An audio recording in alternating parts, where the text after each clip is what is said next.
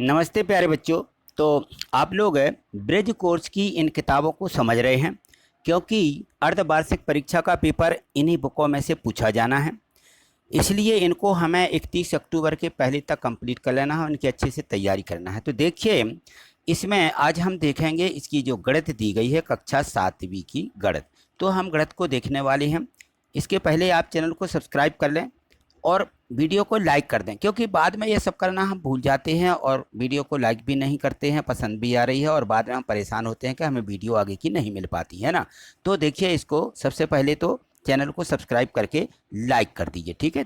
आगे देखिए, यहाँ देखिए इसमें दिया गया है 56 वर्कशीट है। इसके पहले वाली जो वर्कशीटें हैं वो हमने पिछली वीडियो के माध्यम से सभी कंप्लीट कर दी हैं। यदि आपने उनको नहीं समझा है, नहीं देखा है, तो आप डिस्क्रिप्शन में या तो लिंक से जा सकते हैं या प्ले लिस्ट पर जाएं। गणित वाले सर के नाम से ये देखिए नीचे लिखा हुआ है इसमें, तो इस पर आप देख सकते हैं। देखिए यहाँ पे, ये देखिए, ये यहाँ पे ये जो बना रहता है यहाँ पे मोनो है ना, इस पर क्लिक कर देंगे आप तो सीधी प्ले लिस्ट खुल जाएगी, वहाँ से देख सकते हैं। या ये देखिए डिस्क्रिप्शन बॉक्स रहता है, इस पर जाकर के आप जो है जो लिंक दी गई है, लिंक पर से आप सभी वीडियो देख सकते हैं, ठीक है। चलिए देखिए आगे। तो यहाँ देखिए वर्कशीट है जो 56 में दी गई है। इसमें है वृत्त एवं रेखाखंडों की रचना। हमें वृत्त देखना है और इनके रेखाखंड हैं, हमें उनकी भी रचना करनी है कि एक रेखा की रचना हम किस प्रकार से कर सकते हैं। किससे रेखा की रचना? या तो हम प्रकाल की सहायता से या स्केल और सीस पेंसिल की सहायता से भी हम एक रेखा बना सकते हैं। तो यहाँ लिखा गया है, देखिए उदाहरण के रूप में है 3 सेंटीमीटर त्रिज्या का एक वृत्त खींचो। तो ये वृत्त इस प्रकार से खींच लेना है अपने प्रकाल को 3 सेंटीमीटर खोल करके, ठीक है। और यहाँ देखो एक रेखा की रचना करनी है, तो रेखाखंड इस प्रकार से खींचा जाता है, प्रकाल से इस प्रकार से माप लेंगे और दोनों बिंदुओं रखते हुए हम क्या करते हैं, स्केल पट्टी से मिला देते हैं, ठीक है। चलिए आगे देखिए। तो यहाँ देखिए उदाहरण में लिखा हुआ है कि रूलरी और प्रकाल की सहायता से 4.7 सेंटीमीटर रेखाखंड की रचना करना है। तो इन्होंने तो ये बता दी है। रूलरी जो होती है वो हमारी स्केल पट्टी होती है, स्केल, उसको हम रूलरी बोलते हैं। और प्रकार, तो ये प्रकार का चित्र बना हुआ है, ये भी आपके पास होगा आपके कंपास बॉक्स में, और आपके पास रूलर दोनों होंगी। तो हमें किसी भी रेखाखंड की रचना किस प्रकार से करनी है, तो उसके जो बिंदु दिए रहते हैं उनको हमें सेंटीमीटर में उनकी गिनती कर लेना है। चलिए आगे देखिए। यहाँ देखिए जैसे इन्होंने बताया है कि यह प्रकाल है और ये दोनों बिंदु इस प्रकार से पॉइंट पहले बना लेते हैं और फिर इसके बाद में स्केल की सहायता से हम ये रेखा खींच देते हैं, दोनों बिंदुओं को मिलाती हुई। तो ये भी रेखा की लंबाई 4.7 सेंटीमीटर की एक रेखाखंड खींच जाता है। देखिए अब आगे देखें। तो यहाँ देखिए इसमें दिया गया है कि, तो इसमें है कि 3.5 सेंटीमीटर त्रिज्या का एक वृत्त खींचिए, ठीक है ना। तो ये 3.5 सेंटीमीटर प्रकाल को खोलना है, कहीं पर भी रख देंगे प्रकाल को और उसको क्या करेंगे, घुमा देंगे, ठीक है ना। तो एक वृत्त बन जाएगा जो 3.5 सेंटीमीटर त्रिज्या का होगा। यहाँ ओ और यहाँ पे ए उसका नाम दे दें। चलिए आगे देखिए। एक वृत्त खींचना है, ए बी सी बिंदुओं को उसमें लिखना है किस प्रकार से, ए वृत्त पर स्थित हो, बी अभ्यंतर में और सी बहिर्भाग में। तो इस प्रकार से आप बता दीजिए कि यहाँ पर देखिए ये जो है ए वृत्त पर है, वृत्त की किसी भी पॉइंट पर आप बना सकते हैं ए को, और बी जो है वृत्त के अंदर कहीं पे बना दीजिए और सी वृत्त के बाहर इस प्रकार से दिखा देना है। तो ये वृत्त के बाहर हो जाएगा, बहिर्भाग में, ठीक है। तो ये वृत्त का अंदर वाला भाग होता है, बी तो अभ्यंतर बोलते हैं और बाहर वाले भाग को बहिर्भाग बोलते हैं, ठीक है। तो इस प्रकार से इसको दिखा दीजिए। चलिए आगे देखिए। यहाँ देखिए दिया है प्रश्न तीसरा कि एक ही वृत्त केंद्र ओ लेकर के 3 सेंटीमीटर और 4 सेंटीमीटर त्रिज्या वाले दो वृत्त खींचिए। तो आपको इस प्रकार से प्रकाल को पहले 3 सेंटीमीटर खोलिए और घुमा दीजिए, फिर 4 सेंटीमीटर खोल लीजिए, उसके बाहर से इसी पर रख कर घुमा दीजिए। तो इस प्रकार के दो वृत्त बन जाएंगे, ठीक है। चलिए आगे देखिए। यहाँ देखिए प्रश्न चौथा दिया है कि रूलर और प्रकाल का प्रयोग करते हुए 5.8 सेंटीमीटर लंबाई का एक रेखाखंड खींचिए। तो आपको रेखा किससे खींचने हैं, रूलर से, यानी आपकी जो स्केल है उसके सहायता से एक रेखा पहले खींच लीजिए और उस पर अपना प्रकार रखें और बिंदु ए से 0 से मापते हुए यहाँ तक हम देख लेंगे कि 5 के आगे 8 पॉइंट और है, तो यहाँ बी पर हम बिंदु लगाते हुए यहाँ पर बिंदु बी रख देंगे, ठीक है। तो इस प्रकार से एक रेखा का निर्माण हो जाएगा। यहाँ देखें 7.8 सेंटीमीटर रेखाखंड जैसा ये खींचा था 5.8 का, यहाँ 7.8 का रेखा खींचना है। ये रेखाखंड आप इसको खींच लेंगे किससे, प्रकाल की सहायता और रूलर की सहायता से। जो आपकी स्केल पट्टी रहती है उससे, ठीक है। फिर इसके बाद क्या करना है, हमें परकाल से 4.6 परकाल को खोलना है और इस पर ए पर रख करके आगे भाग पर काट देना है, जो कि हमारा 4.6 सेंटीमीटर यहाँ सी बिंदु मिल जाएगा। ये 4.6 हो जाएगा, बाकी का बचा हुआ भाग इसको हम माप लेंगे कितना है, तो ये 3.2 सेंटीमीटर बचेगा। तो ए सी बराबर 4.6 सेंटीमीटर और बी सी बराबर 3.2 सेंटीमीटर आ जाएगा, ठीक है। चलिए आगे देखिए, यहाँ देखिए प्रश्न छठवां दिया है कि कोई रेखाखंड पी क्यू खींचिए और बिना मापे रेखाखंड पी क्यू के बराबर एक रेखाखंड की रचना कीजिए। तो यहाँ देखें इस प्रकार से ये रेखा खींची पी क्यू, एक रेखा उस पर है पी क्यू, ये रेखाखंड है, ठीक है ना। ये पी क्यू एक रेखाखंड है, यहाँ पे हमने नाम दे दिया कि ये पी है ये क्यू है, इनका बिना मापे हमने नाम दिया है। और इसके बाद एक इसी के ही बराबर एक रेखाखंड की रचना करनी है। तो सबसे पहले क्या करेंगे, एक रेखा एल खींचेंगे और इस पर कोई एक बिंदु ए ले लिया और पी क्यू के बराबर परकाल खोल करके ए पर रख के एक आगे चाप लगाया, तो यह बिंदु बी पर काटता है रेखा एल को, अतः पी क्यू के बराबर ए भी एक रेखाखंड प्राप्त हुआ। यह हमें यहाँ पे लिख देना है। चलिए आगे देखिए, यहाँ देखिए वर्कशीट 57 दी गई है और इसमें दिया है कि दी गई रेखा पर लंब खींचना। कोई एक रेखा दी रहती है तो उस पर लंब कैसे खींचा जाता है, ये देखिए यहाँ उदाहरण के माध्यम से समझाया गया है कि क्या करना है। सबसे पहले एक रेखा खींच लेना है, रेखा पर कोई बिंदु ले लेना है, जैसे मान लो पी है, ए है, बी है, जो भी आपको नाम रखना हो। तो यहाँ जैसे पी बिंदु दर्शाया गया। अब पी पर हमें क्या करना है, परकाल को खोलना है, ऐसा जैसे इन्होंने खोला है। परकाल को खोल करके ए से क्या करना है, शीर्ष पेंसिल नोक ए पर रख के इस प्रकार से उसको घुमाना है, तो ये आधा वृत्त बन जाएगा, आधा गोला बन जाएगा, ठीक है ना। ए से बी तक मिला देना और मिलाने के बाद अब देखिए आपको क्या करना है, यहाँ पे दिखाया गया है। ये देखिए पहले क्या किया हमने, इसको यहाँ से लेकर के पूरा गोला बनाया था। अब गोला बनने के बाद आधा गोला और ए पर हम क्या करेंगे, रखेंगे और ऊपर रख करके ऐसा चाप लगा देंगे, फिर बी पर रखेंगे प्रकार को, ये चाप लगा देंगे। तो ये चाप एक दूसरे को यहाँ काट रहे हैं और जहाँ पे काटते हैं उसका नाम क्यू दिया और क्यू को और बिंदु पी को मिलाती हुई रेखा खींचेंगे। बस यही हमारा रेखाखंड लंब रेखाखंड होता है, ठीक है, जो कि इस बिंदु पर लंब है, ठीक। तो इसको इस प्रकार से हमें खींच लेना है। चलिए आगे देखिए, इसमें और भी प्रश्न दिए गए हैं। यहाँ देखिए एक उदाहरण दिया गया है कि दी हुई रेखा पर उस बिंदु से होकर लंब खींचना जो उस रेखा पर स्थित नहीं है। रूलर और परकाल की हमें सहायता लेना है। तो इनसे हमें किस प्रकार से खींचेंगे, तो सबसे पहले तो इस प्रकार से एक रेखा खींच लेते हैं और इस रेखा पर हम क्या करते हैं, ऐसा अर्धवृत्त खींच लेते हैं, ठीक है। कहाँ से, किसी भी एक बिंदु पी से। अब इस बिंदु पी का पता नहीं था कि यह बिंदु जो पी था यह हमारा बाहर है, कहाँ है, किस जगह पर है ना। तो इससे हमें इस रेखा एल पर आई पर लंब खींचना है। तो ये बिंदु लिया और इस बिंदु पी से इस प्रकार से परकाल खोलते हुए ये वृत्त पर जाती हुई एक रेखा यानी आधा वृत्त खींचेंगे, जो उस रेखा को दो बिंदुओं पर काटता है, ठीक है। तो ये यहाँ पे हमने इस प्रकार से खींच लिया। फिर आगे देखिए इसमें दिया गया है, तो ये देखो यहाँ पे दोनों जो हमारे बिंदु थे ए और बी पे हम क्या करेंगे, परकाल को यहाँ रखेंगे और यहाँ रखेंगे और यहाँ पे क्या करेंगे, चाप लगा देंगे। जैसे ही इसको चाप लगाते हैं तो बिंदु हमें क्यू प्राप्त हो जाता है।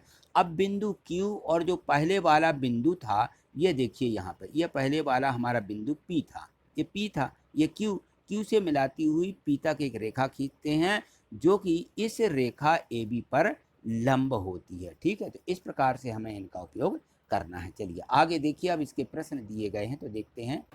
यहाँ देखिए लिखा है प्रयास कीजिए, एक रेखा ए बी खींचना है और उस पर कोई बिंदु एम अंकित करना है और एम से होकर के ए बी पर एक लंब खींचना है रूलर और परकाल के द्वारा, ठीक है। तो इस प्रकार से देखिए एक रेखा एल खींच लीजिए। जैसे रेखा एल खींचते हैं, इस पर कहीं पर भी एक मध्य में एक हमने बिंदु एम ले लिया। अब बिंदु एम पर परकाल की सहायता से परकाल रखेंगे और यहाँ दोनों तरफ ए और बी एक चाप लगा देंगे, ए और बी चाप लगा दिए। अब इसके बाद में परकाल को ए पर रखेंगे, यहाँ चाप लगाएंगे, बी पर रखेंगे उतना ही खुला हुआ, यहाँ चाप लगा देंगे, जो एक दूसरे को क्यू पर काटते हैं और क्यू और एम को स्केल की सहायता से मिला देंगे। तो इस प्रकार क्यू एम रेखा एल पर क्या हो जाएगा, ये लंब है, ठीक है ना, ये लंब प्राप्त हो जाएगा। इस प्रकार से हमें इसको करना है। चलिए आगे देखिए, यहाँ देखिए यहाँ है कि एक रेखाखंड पी क्यू खींचिए, इस पर कोई बिंदु आर से होकर पी क्यू पर एक लंब खींचिए। तो यहाँ देखो सबसे पहले हम एक रेखा खींच लेंगे और इस रेखा का नाम चाहो तो एल ऐसा दे देना। और इस रेखा पर एक बिंदु हमने आर लिया, ठीक, ये आर है। आर पर क्या करेंगे, अब प्रकार की सहायता से आर पर हम प्रकार रखेंगे और यहाँ पे दो चाप लगाएंगे जिससे दो बिंदु हमें पी और क्यू प्राप्त हो जाएंगे। अब क्यू पर हम प्रकार को रख करके ये चाप लगा देंगे इस तरफ ऊपर की तरफ, और क्यू पर रख करके ज्यों का त्यों खला रखेंगे प्रकार और ऊपर की तरफ फिर चाप लगाएंगे। तो ये दो चाप यहाँ पे एक दूसरे को काटेंगे जिससे बिंदु एस प्राप्त होगा। आर और एस को स्केल से मिला देंगे तो ये क्या हो जाएगा, पी क्यू पर ये आर एस लंब हो जाएगा। तो ये लंब इस प्रकार से खींचना है। फिर इसके बाद देखो एक 9.5 सेंटीमीटर का मीटर लंबा एक रेखा खंड खींचना है, उसका लंब समद्विभाजक करना है, ठीक है ना। तो ये देखिए ए और जो बी है ये 9.5 सेंटीमीटर का एक क्या है, रेखाखंड है, ठीक है। देखिए तो इसका ये 9 सेंटीमीटर रेखाखंड है, तो इसका क्या करना, लंब समद्विभाजक इस प्रकार से खींचेंगे। सबसे पहले क्या करेंगे हम, इसके ए बी जो रेखा है इसका नाम ए बी या एल इस प्रकार से नाम दे लें, और इसके बाद में यहाँ पे कोई बिंदु लेना है, उस बिंदु का नाम मान लीजिए हमने पी ले लिया, ठीक है ना। इस प्रकार से पी बिंदु लिया और पी पर हम प्रकार रखेंगे और ये दो चाप लगा देंगे ए बी पर। ये दो चाप लगाने के बाद यहाँ पर प्रकार रखेंगे। प्रकार से हम क्या करेंगे, पहले वाले यहाँ पे एक बिंदु पर हम रखेंगे प्रकार को, और इसके बाद यहाँ पे रख करके एक ये नीचे चाप और ऊपर चाप लगाएंगे। फिर इसके बाद दूसरे वाले बिंदु पर हमारा जो चाप है यहाँ प्रकार रखेंगे और इस पे हम इन वाले चापों को काट देंगे। तो इससे आर और एस दो बिंदु प्राप्त होंगे, दोनों को मिलाती हुई रेखा खींचेंगे जो ए और बी की जो है समद्विभाजक रेखा होगी, जिससे कि ये 9 सेंटीमीटर जो रेखा थी 9.5 सेंटीमीटर ये दो भागों में बट जाएगी। ये 9.5 सेंटीमीटर की रेखा है, ठीक है ना। स्केल की सहायता से माप करके इसको लिखना है। चलिए आगे देखिए, यहाँ देखिए प्रश्न चौथा दिया गया है कि लंबाई 12.8 सेंटीमीटर वाला एक रेखाखंड खींचना है, ठीक है। तो इसमें जो है दिया था कि इसका हमें 4 बराबर भाग करना है और अपनी रचना भी करना है और उनको मापना भी है। तो यहाँ देखिए इस प्रकार से इसके 4 भाग होंगे। सबसे पहले हम एक रेखा खींचेंगे। इस रेखा ए बी पर, यह रेखा ए बी है, ए बी पूरी रेखा 12 दशमलव कितनी है, 8 सेंटीमीटर की है। पूरी रेखा ए से बी तक खींचना है, ये स्केल से हमने खींच लिया। इसके बाद इसका समद्विभाजन करना है। तो हम क्या करेंगे, प्रकार की सहायता से बिंदु बी पर रख के प्रकार को खोल के आधे से ज़्यादा खोल के यहाँ ये दो चाप लगा देंगे। देखिए ये जो चाप लगाए हुए हैं और ए पर रख के इस तरफ का ये चाप लगाएंगे, ठीक है ना। और दोनों चापों को प्रकार की सहायता से खोल के यहाँ ये चाप लगा देते हैं। तो ये रेखा का क्या हो जाता है, लंब समद्विभाजन। इस प्रकार से दो भाग बट जाते हैं। फिर इसके बाद में इन दोनों भागों के द्वारा यहाँ से यहाँ तक जो बी तक दिया गया है इसका लंब समद्विभाजक वैसा ही खींचेंगे जैसा इसका खींचा कि यार पर प्रकार रखेंगे, आधे से ज़्यादा खोलेंगे, एक चाप लगाएंगे, फिर बी पर रखेंगे, फिर आधे से ज़्यादा खोलेंगे, ये चाप लगाएंगे। ये दो चाप जो हैं यहाँ इसके लगाए गए हैं, ठीक है ना। चाहें तो आप इसको आधे ब्रश से ऐसा भी बना सकते हैं कि ये एक चाप इधर खींचा गया है और एक चाप ये इधर ऐसा खींचा गया है, ठीक है ना। तो ये दोनों चाप हैं जो कि यहाँ अब हम प्रकार को रखेंगे, दोनों तरफ चाप लगा देंगे। इस पे आर पे भी रख के दोनों चाप लगा देते हैं इस प्रकार से। तो ये दोनों चाप इसका लंब समद्विभाजन हो जाएंगे आर बी का। इसी प्रकार से आर ए का लंब समद्विभाजन ये खींच लिया, ठीक है ना। तो इस प्रकार से रेखा के 4 बराबर भाग हो जाते हैं और फिर हम इनको मापते हैं तो सभी भाग 3.2, 3.2, 3.2 सेंटीमीटर के हमें प्राप्त होते हैं। तो इस प्रकार से हमें इनका रेखाओं का लंब समद्विभाजक करना जो सीखा है, तो हम एक रेखा के बराबर बराबर 4 भाग भी बांट सकते हैं, ठीक है। चलिए आगे देखिए, यहाँ देखिए वर्कशीट 59 जो दी गई है इसमें दिया है कि दिए गए कोण के बराबर कोण बनाना एवं कोण का समद्विभाजक खींचना, ठीक है ना। एक कोण दिया है उसके बराबर कोण कैसे खींचते हैं, और यदि कोण हमने खींच लिया तो उसका समद्विभाजन किस प्रकार से किया जाता है, ये देखिए इस पूरे वर्कशीट में यह हमें समझाया गया है। तो देखिए इसको, तो इसमें जब हमें कोण बनाना होता है तो सबसे पहले क्या करते हैं, हम एक रेखा खींचते हैं, ठीक है ना। अब इस रेखा जैसे हमारी एक रेखा खींच जाती है तो हम प्रकार से दूसरी रेखा इस प्रकार से दूसरी रेखा खींच लेते हैं। और जैसे ही हमारे प्रकार से रेखा एक खींच लेते हैं उसके बाद में देखिए हमें प्रकार की सहायता से इस प्रकार से रेखा खींचनी है। अब यहाँ देखिए ये जो है परकाल के नुकीले सिरे को कहाँ रखते हैं, बिंदु ए पर। आपको इसी से ही समझना होगा, क्योंकि परकाल यहाँ बता नहीं सकते, क्योंकि यहाँ पे जो है आपको स्वयं हल करना है। तो यहाँ देखो हमें परकाल को क्या करना, परकाल की एक नोक हम बिंदु ए पर रखेंगे और दूसरी पेंसिल बी से ये सी तक ये खींची गई है ना, तो उसको इस प्रकार से घुमाएंगे कि ये चाप बन जाता है, दोनों रेखाओं या दोनों भुजाओं को ये काटता है इस प्रकार से, बी और सी पर ये हमें इस प्रकार से काट देना है। ठीक है, तो ये हमें इतना काम स्वयं करना होगा। इसके बाद में देखिए परकाल से यदि हमें फैलाव करना है, कोई बिंदु P है और P से हमें एक इस प्रकार से वृत्त खींचना है, तो इस प्रकार से हम वृत्त भी खींचते हैं नुकीले सिरे को P पर रख करके। ठीक है, तो आगे इसको ले जाते हैं तो आगे बिंदु Q हमें प्राप्त होता है और आगे तक हम इसको चाप को बढ़ाते जाते हैं। इसी प्रकार से प्रकार की लंबाई BC के बराबर इसको खोलते हैं। तो यहाँ देखिए इसमें दिखाया गया है, तो इस प्रकार से खोल लेते हैं।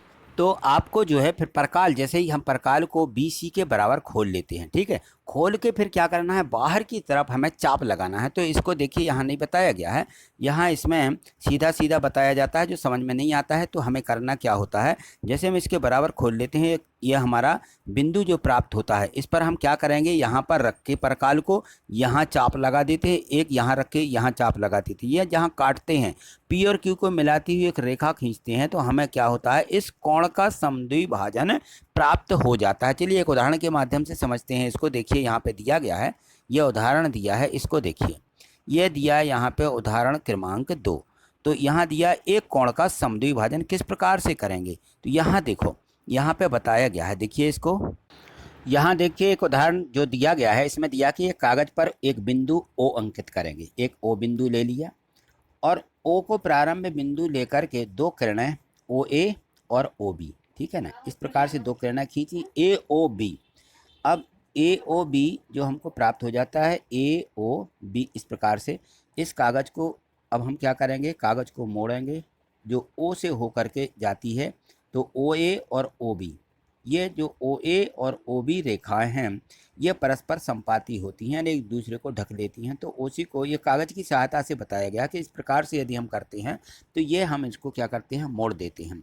तो ये जो दोनों किरणें हैं स्पष्टता सम्मिति अक्ष भी कहलाती है, कि सम्मिति है कि यदि हम A को B पर काट के यहाँ से रखें तो ये B को पूरा ढक लेता है, तो ये इसका समद्विभाजन भी कहलाता है। ठीक है, और यहाँ देखिए अब हमें इसी जैसा क्या करना है, हमें एक बिंदु A कोण दिया गया है, यहाँ पर A कोण बनाती हुई दो किरणें इस प्रकार से खींच लेंगे।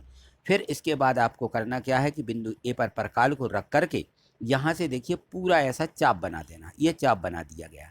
ठीक है, A को केंद्र माना और B और C तक एक चाप खींच दिया, तो बिंदु B और बिंदु C प्राप्त हो गए। अब क्या करना है, परकाल को बिंदु C और B पर रखना है। तो यहाँ देखिए बताया गया है, इस प्रकार से हम बिंदु B और C पर रखेंगे, C पर रखेंगे तो एक चाप और B पर रखेंगे तो दूसरा चाप खींचेंगे, जो एक दूसरे को बिंदु D पर काटते हैं, और A और D को मिलाती हुई स्केल से एक रेखा खींच देते हैं, जो कि हमारे इस कोण A का समद्विभाजन कर माने कहलाता है। और ये D बिंदु पर ये क्या करती है, प्रतिच्छेद करती है। तो ये दोनों चाप जो हैं एक दूसरे को दो भागों में यह बांट देते हैं। ठीक है, तो इस प्रकार से हमें इसका समद्विभाजन कोण का करना है। चलिए आगे देखिए, अब हमें प्रयास के लिए कुछ प्रश्न दिए गए हैं, तो अब हम इनको हल करते हैं।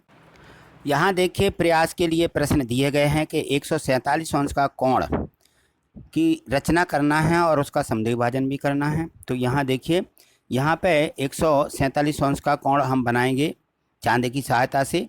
AB एक रेखा खींचेंगे, बिंदु A पर चांदी को रख करके 147 अंश का कोण बनाती हुई AC हम रेखा खींच लेते हैं। फिर इसके बाद में इसका समद्विभाजन करना है, तो A को केंद्र मान के हम एक क्या करेंगे, इस प्रकार से चाप लगा देंगे, जो AB और AC को काटता है। अब A इन दोनों चापों के बिंदुओं को केंद्र मान के यहाँ पे ऊपर की तरफ दो चाप लगाते हैं, जिससे D बिंदु प्राप्त होता है, D और A को मिला देती हैं। तो इस कोण का क्या हो जाता है, ये समद्विभाजक। इसी प्रकार से देखिए आगे दिया है कि एक समकोण खींचिए, उसका समद्विभाजन करो, उसकी रचना लिखो। तो यहाँ पे देखो आपको समकोण त्रिभुज बनाना है। समकोण त्रिभुज तो पता है कैसे बनाया जाता है, तो ये समकोण त्रिभुज बना करके यहाँ लिखा कि रचना करना है। तो यहाँ देखिए किस प्रकार से, जैसा अभी किया है कि हमने OA जो हमारा POA एक समकोण त्रिभुज है, या समकोण है, त्रिभुज नहीं है, समकोण है। बिंदु P को केंद्र मानना है, बिंदु P को क्या करना है, केंद्र मान करके क्या करेंगे, बिंदु P को केंद्र मानकर OP और OA पर चाप लगाएंगे। ठीक है ना, बिंदु तो यहाँ पर क्या करना है, फिर हमें इसके बाद में जैसे ही हम ओ को केंद्र मान करके जहाँ चाप लगा देते हैं, तो यहाँ इन दोनों चापों से ये दो चाप जो हैं ओ ए और ओ पी पर काटते हैं। तो यहाँ पर रख के एक चाप लगाएंगे प्रकाल की सहायता से, फिर इस बिंदु पर प्रकाल रखेंगे, फिर दूसरा चाप जो एक दूसरे को की पर काटते हैं, क्यू और ओ को मिला देते हैं। तो इस प्रकार से कोण का क्या हो जाता है, समद्विभाजन हो जाता है, यानी जो हमारे यहाँ पे समकोण दिया था उसका भी ये हमें समद्विभाजक प्राप्त हो जाता है, और वही का वही हमें यहाँ पे ज्यों का त्यों लिख देना है। ठीक है, चलिए आगे देखिए। तो यहाँ देखिए प्रश्न तीसरा दिया है कि रूलर और प्रकाल की सहायता से 30 अंश और 90 अंश के कोण की रचना करना है। तो सबसे पहले क्या करना है, हमें एक रेखा खींच लेना है। इस प्रकार से रेखा एल खींच लेंगे, और इस रेखा एल पर हमें करना क्या है, एक बिंदु लेंगे पी। ये बिंदु पी ले लिया, और बिंदु पी को प्रकाल की सहायता से हम क्या करेंगे, इस बिंदु पी पर एक चाप यहाँ से लगाएंगे, प्रकाल को रख करके इस प्रकार से एक चाप लगा देंगे। और इस चाप को जैसे लगा देते हैं, फिर इसके बाद में एक निश्चित मात्रा में प्रकाल खोलते हैं, और जहाँ से चाप गया है उसके बराबर बराबर दो भाग कर लेते हैं। यहाँ काट देंगे और इसके बाद यहाँ काट देंगे। ठीक है ना। जब इसको हम बराबर बराबर भागों में काट देते हैं इस चाप को, तो हमें क्या करना है कि प्रकाल को उसी अवस्था में खुला रहने देना है, और इस पर रख के पहले वाले चाप पर रखेंगे और चाप लगा देंगे ऊपर की तरफ, और दूसरे वाले पर रख के दूसरा चाप लगाएंगे, और इस चाप को एक जहाँ पे काट रहा है उसका नाम चाहो तो दे दीजिए कुछ भी, पी क्यू आर, इस प्रकार से इसका पी नाम दे दी, इसका क्यू नाम दे दीजिए, ये क्यू नाम दे दिया। क्यू और पी को मिला देंगे तो ये जो है 90 अंश का कोण बन जाएगा, ये 90 अंश का कोण बन गया।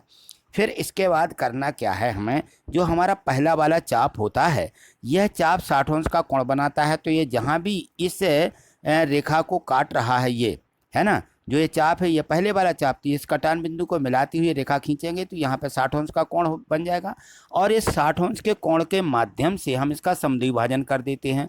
प्रकाल को यहाँ रखेंगे, बाहर चाप लगा देंगे, फिर प्रकाल को यहाँ रखेंगे और ये चाप लगा देंगे, तो एक दूसरे को मान लीजिए ये आर पर काटते हैं। ठीक है ना। तो आर और पी को मिलाएंगे, तो मिलाने के बाद ये जो कोण प्राप्त होता है ये 30 अंश का कोण प्राप्त होता है, या 30 अंश की यह रचना हो जाती है। तो हमें इस प्रकार से इसकी रचना करना थी। ठीक, यहाँ देखिए 40 अंश का कोण खींचना है और इसके संपूरक कोण के बराबर एक कोण बनाना है। तो देखिए यहाँ पे हम एक रेखा खींचेंगे, रेखा पर चांदे की सहायता से करना है, यहाँ चांदा रखेंगे, चांदे की सहायता से 40 अंश का कोण बनाती हुई पीसी एक रेखा खींच देंगे। फिर इसके बाद ये 40 आ जाएगा, और जो बचा हुआ कोण रहेगा ये संपूरक कोण कहलाएगा, तो 140 का ये इसका संपूरक कोण हो जाएगा। तो एक ही में ये दोनों की रचना हो जाती है। ठीक है, तो आज इतना ही। आगे और भी इसकी वर्कशीटें दी गई हैं, उनको अगली वीडियो के माध्यम से कंप्लीट करेंगे, उनको समझेंगे। तो यदि आपने चैनल को सब्सक्राइब नहीं किया है तो आगे जो है और वीडियो देखने के लिए चैनल को सब्सक्राइब करके रखिए, और यदि आपने सब्सक्राइब नहीं किया है तो आपको वीडियो प्राप्त नहीं होती हैं, फिर आप सर्च कर सकते हैं, और प्रत्येक वीडियो को एक लाइक निश्चित ही करते जाइए। ठीक है, थैंक यू, धन्यवाद।